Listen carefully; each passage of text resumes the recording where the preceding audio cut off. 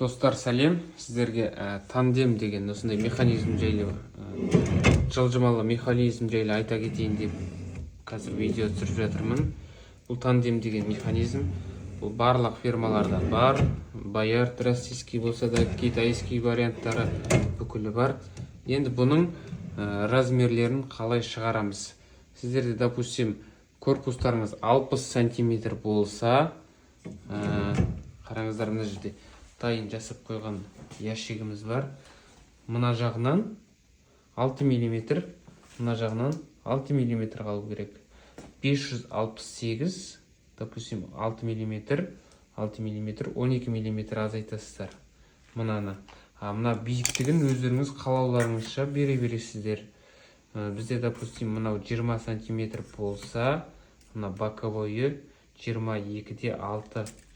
Мына ненің держательдің биіктігі бізде 1 сантиметр.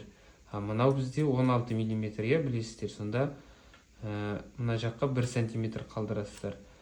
Допустим, алдыңғы боковой 200 болса, мынау 226.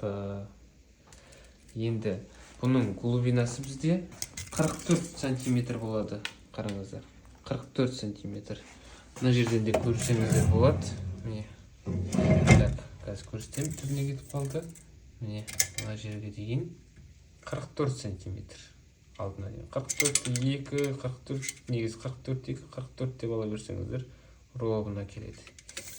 Бұның артықшылығы телескоптан асты ЛДСП-ден жасалғандықтан ящик салмақ өте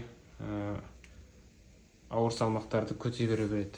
Салмақтың бәрі астына қарай түседі, боковойға емес, астына қарай түседі. Мен қазір видео салып қойдым, қосып қоямын. Өзім 65 килограмм мені көтере береді. Бірақ гарантия берілетін салмағы 35.